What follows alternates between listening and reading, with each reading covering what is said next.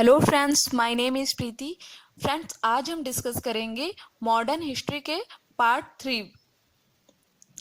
इसके पहले हम लोगों ने यूरोपीय कंपनियों के आगमन के बारे में 2 वीडियो में डिस्कस कर चुके हैं। तो अगर आप लोगों ने उन दोनों वीडियो को नहीं देखा है तो प्लीज़ जाके उसे देख लें।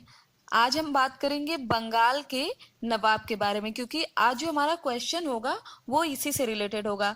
तो इससे जुड़े क्वेश्चन के बारे में जानने से पहले हम देख लेते हैं कि बंगाल के नवाब कौन कौन थे। तो हमारी शुरुआत होती है बंगाल के नवाब मुर्शीद कुली खां से। किससे होती है? मुर्शीद कुली खां से। इनका कार्यकाल था 1713 से 1727। अच्छा, इन्होंने काम क्या किया था? तो इन्होंने भू बंदोबस्त में इजारेदारी प्रथा का आरंभ किया था। इससे क्वेश्चन बनता है कि इजारेदारी प्रथा का शुरुआत किसने किया था? तो मुर्शीद कुली खां ने किया था। दूसरा इनका सबसे इम्पोर्टेंट काम था, इन्होंने बंगाल की राजधानी को ढाका से चेंज करके मुर्शिदाबाद कर दिया था। ठीक है। उसके बाद इनका दामाद सुजाउद्दीन, इनके दामाद का नाम था सुजाउद्दीन। उसके इनके बाद बंगाल का नवाब सुजाउद्दीन बनता है। ये 1727 से 1739 तक रहते हैं। इन्होंने कोई अच्छा काम तो नहीं किया था, बस इनका एक ही महत्वपूर्ण काम था कि इन्होंने अलीवर्दी खां को बिहार का नायब सूबेदार बनाया था। इन्होंने अलीवर्दी खां को बिहार का नायब सूबेदार बनाया था। फिर सुजाउद्दीन के पुत्र सरफराज खां, सुजाउद्दीन के पुत्र सरफराज खां, इनका कार्यकाल था 1739 से 40। 1 साल का ही कार्यकाल था। इसमें हुआ ये था, कार्यकाल 1 साल होने की वजह ये थी कि इनकी हत्या कर दी गई थी। गिरिया का युद्ध हुआ था अलीवर्दी खां और सरफराज खां के बीच में। इन अलीवर्दी खां ने इनकी हत्या कर दी थी, सरफराज खां की हत्या कर दिया था। और हत्या करके अलीवर्दी खां बंगाल का नवाब बन जाता है। इसके बाद अलीवर्दी खां का कार्यकाल काफी लंबा चलता है। ये 1740 से लेकर 1756 तक बंगाल का नवाब रहता है। इसका इसने एक कहावत कहा था, इसने यूरोपियों की तुलना मधुमक्खी के छत्ते से किया था। इसका मानना ये था कि अगर हम इसे नहीं छेड़ेंगे तो ये हमें शहद देंगे, लेकिन अगर इसे छेड़ेंगे तो इससे हमें नुकसान होगा।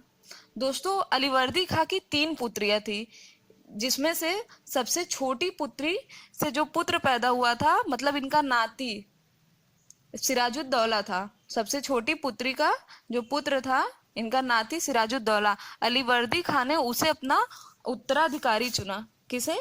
सिराजुद्दौला को।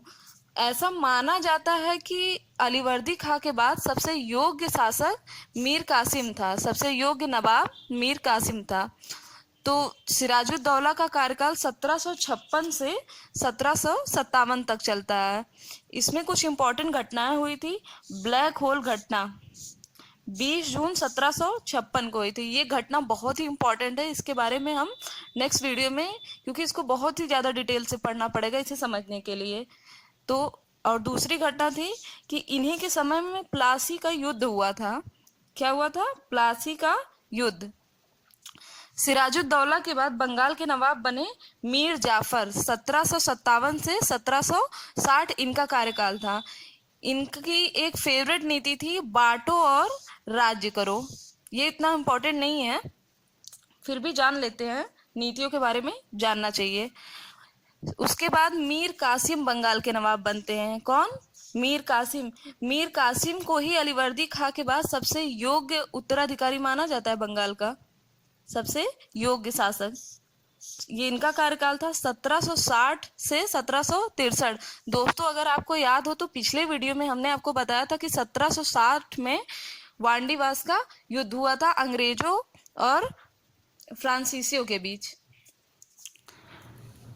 अच्छा, इसका एक इम्पॉर्टेंट काम ये था कि इसने जो राजधानी मुर्शिदाबाद किया था मुर्शीद कुली खां ने ढाका से, इसने फिर से मुर्शिदाबाद से राजधानी को मुंगेर कर दिया। क्या किया? मुंगेर। और राजधानी को ढाका से मुर्शिदाबाद किसने किया था? तो मुर्शीद कुली खां ने। और मीर कासिम ने मुर्शिदाबाद से मुंगेर कर दिया। उसके बाद मीर जाफर फिर से बंगाल का नवाब बनाया जाता है 1763 में, और ये 2 साल तक बंगाल का नवाब रहता है। इसके समय में बक्सर का युद्ध हुआ रहता है। दोस्तों, आपको पता है कि यहाँ पे मैं बस इम्पोर्टेंट पॉइंट्स को कवर करती हूँ। ये सारी चीज़ें डिटेल में आपको स्टडी 91 चैनल पे पढ़ाई जाएंगी। हम बस एग्जाम पॉइंट ऑफ व्यू से जो क्वेश्चन इंपॉर्टेंट है, जो एग्जाम में आ चुके हैं और जिनके आने की संभावना होती है, हम इस वीडियो में सिर्फ उसी को डिस्कस करेंगे, ज़्यादा डिटेल में नहीं जाते हैं। अब बात करते हैं क्वेश्चन आंसर की। तो कौन सा युद्ध भारत में ब्रिटिश प्रभुत्व को संस्थापित करता है? कौन सा युद्ध भारत में ब्रिटिश प्रभुत्व को संस्थापित करता है? दोस्तों, ये संस्थापित पे मैं इतना जोर इसलिए दे रही हूँ क्योंकि प्रारंभ और संस्थापित, इससे 2 क्वेश्चन बनते हैं। प्रारंभ मतलब ब्रिटिश प्रभुत्व का शुरुआत, और संस्थापित मतलब ब्रिटिश प्रभुत्व स्थापित हो चुका था। तो प्रारंभ हुआ था प्लासी के युद्ध से और संस्थापित हुआ था बक्सर के युद्ध में। तो बक्सर का युद्ध ब्रिटिश प्रभुत्व को संस्थापित करता है। इसे कभी कभी क्वेश्चन बनता है कि सर्वाधिक निर्णायक युद्ध कौन था जिसने ब्रिटिश प्रभुत्व को संस्थापित किया? तो बक्सर का युद्ध। हुआ कब था बक्सर का युद्ध? तो बक्सर का युद्ध हुआ था 22 अक्टूबर 1764 में। किसके बीच हुआ था? हेक्टर मुनरो, मीर कासिम, शुजाउद्दौला, शाह आलम द्वितीय की संयुक्त सेना, इन तीनों की संयुक्त सेना, और अंग्रेजी सेना का नेतृत्व किया था हेक्टर मुनरो ने। इन्हीं लोगों के बीच में होता है। उसके बाद भी हेक्टर मुनरो इन सभी को हरा देता है। मीर कासिम भागकर दिल्ली चला जाता है, वहां पर इसकी हत्या कर दी जाती है। बात करते हैं शुजाउद्दौला की। तो शुजाउद्दौला अवध के नवाब थे, और उस समय मुगल सम्राट कौन था दिल्ली में? शाह आलम द्वितीय। क्वेश्चन बनता है कि बक्सर का युद्ध किस मुगल सम्राट के काल में हुआ? तो शाह आलम द्वितीय के काल में हुआ था। हमारा नेक्स्ट क्वेश्चन है, सिराजुद्दौला ने लॉर्ड क्लाइव को किस युद्ध में परास्त किया? सिराजुद्दौला ने लॉर्ड क्लाइव को किस युद्ध में परास्त किया? तो सिराजुद्दौला ने लॉर्ड क्लाइव को प्लासी के युद्ध में परास्त किया। किस युद्ध में? प्लासी के युद्ध में। इससे एक क्वेश्चन बना था दोस्तों कि प्लासी जो जगह है ये कहाँ पे है? तो प्लासी पश्चिम बंगाल में है। कहाँ है? पश्चिम बंगाल में। अच्छा, प्लासी का युद्ध हुआ कब था? तो प्लासी का युद्ध 23 जून 1757 में हुआ था। कब हुआ था? 23 जून 1757। प्लासी के युद्ध के बाद ही बक्सर का युद्ध हुआ था, और प्लासी के युद्ध को ही ब्रिटिश प्रभुत्व का प्रारंभ कहा जाता है। क्या कहा जाता है? प्रारंभ।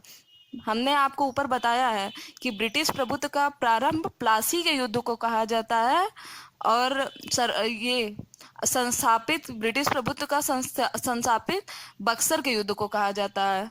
प्रभुत्व की स्थापना हुई थी बक्सर के युद्ध से। इससे क्वेश्चन बनता है प्रारंभ और संस्थापित, ये 2 वर्ड से ही क्वेश्चन बनता है। इसी में सबसे ज्यादा कंफ्यूजन होता है, तो इसे आप याद कर लीजिए। अब बात करते हैं कि प्लासी का युद्ध हुआ किसके किसके बीच था? तो प्लासी का युद्ध लॉर्ड क्लाइव और सिराजुद्दौला के बीच हुआ था। किसके बीच?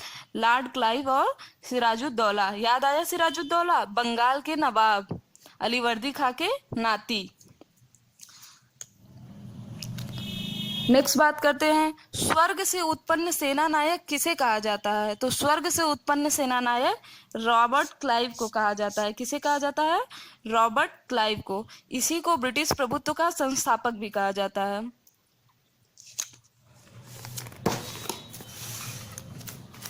हमारा नेक्स्ट क्वेश्चन है, किस शासक ने ईस्ट इंडिया कंपनी को बंगाल की दीवानी प्रदान किया? ईस्ट इंडिया कंपनी को बंगाल की दीवानी प्रदान किया। तो शाह आलम द्वितीय दिल्ली में बैठे थे, ये मुगल सम्राट थे। अच्छा, इनसे रिलेटेड कुछ और चीजें पढ़ लेते इंपॉर्टेंट। शाह आलम द्वितीय और लॉर्ड क्लाइव के बीच ही इलाहाबाद की प्रथम संधि हुई है। इससे कई बार क्वेश्चन बन चुके हैं कि इलाहाबाद की पहली संधि कब हुई है? तो इलाहाबाद की पहली संधि 12 अगस्त 1765 में हुई है। किसके किसके बीच हुई है? तो मुगल सम्राट शाह आलम द्वितीय, बंगाल के नवाब नजमुद्दौला और अंग्रेज लॉर्ड क्लाइव के बीच।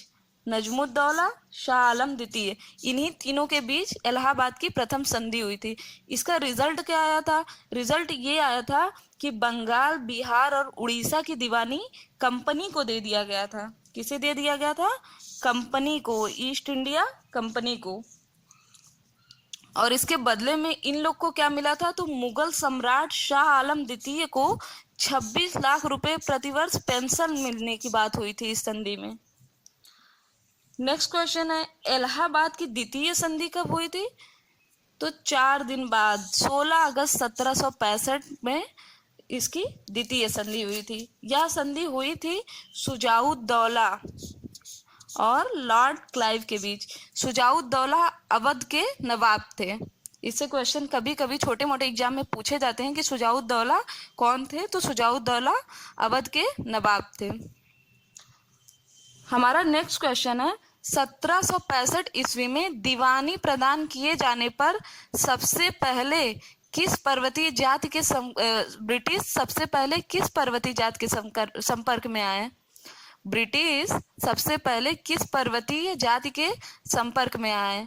अब ब्रिटिश लोग तो पर्वतीय जाति वालों को डिनर पे तो बुलाएंगे नहीं कि आप आओ हमारे साथ डिनर करो, पार्टी करो। तो संपर्क में आने की ऑब्वियस सी बात है, कोई विद्रोह ही रहा होगा या कुछ इसी टाइप की वजह रही होगी, क्योंकि जनजातियों से तो उनका कुछ खास लेना देना हो नहीं सकता है। तो पहले हम इसका आंसर जान लेते हैं। इसका आंसर है खासी जनजाति के संपर्क में आए। किसके संपर्क में आए? खासी जनजाति के। हुआ ये था कि 1765 में जब अंग्रेजों को सिलहट की दीवानी मिल गई तो इन्होंने किया क्या कि सिलहट को जयंती और गारो पहाड़ी क्षेत्रों से जोड़ने के लिए सड़क का निर्माण शुरू कर दिया। सिलहट को जयंतियां और गारो पहाड़ी क्षेत्रों से जोड़ने के लिए सड़क का निर्माण शुरू कर दिया और इस बात का विद्रोह किया खासी जनजाति के लोगों ने। किस लोगों ने? खासी जनजाति। तो अब आपको समझ में आया कि क्यों संपर्क में आए? पार्टी करने के लिए नहीं संपर्क में आए थे। अच्छा, इस विद्रोह का नेतृत्व किसने किया था? तो खासी जनजाति के नेता तीरथ सिंह ने इसका नेतृत्व किया था। ये क्वेश्चन एक्सपेक्टेड है, बन सकता है, लेकिन ये आया हुआ क्वेश्चन है कि खासी किस पर्वतीय जनजाति के संपर्क में आया। हमारा लास्ट क्वेश्चन है दोस्तों कि अंग्रेजों का सबसे ज्यादा विरोध किसने किया था? तो सबसे ज्यादा विद्रोह मराठों ने किया था। किसने किया था? मराठों ने। दोस्तों, अगर आपको ये वीडियो पसंद आया है तो चैनल को सब्सक्राइब करें, शेयर करें और लाइक करना ना भूलें। इसके पार्ट 4 में, मॉडर्न हिस्ट्री के पार्ट 4 में हम बात करेंगे सिख धर्म के बारे में। किसके बारे में? सिख धर्म के बारे में। तब तक आप ये तीनों पार्ट कवर कर लीजिए। पार्ट 1 यूरोपीय कंपनियों का आगमन, पार्ट 2 में भी, और तीसरे में है बंगाल का नवाब। दोस्तों, बिलीव मी कि इसमें से क्वेश्चन जरूर बनते हैं। मॉडर्न हिस्ट्री में अगर बंगाल के नवाब, तो इससे बाहर क्वेश्चन नहीं पूछे जाएंगे, सभी क्वेश्चन यहीं से बनेंगे। तो थैंक यू दोस्तों। एक बार मैं फिर से कहना चाहूंगी कि एग्जाम ट्रेंड चैनल और स्टडी 91, एग्जाम ट्रेंड पर ऑब्जेक्टिव चीजें पढ़ाई जाती हैं और स्टडी 91 पर सब्जेक्टिव मैटर पढ़ाया जाता है। तो अगर आपको किसी भी चीज की डीप नॉलेज चाहिए तो स्टडी 91 चैनल को फॉलो करें। Thank you.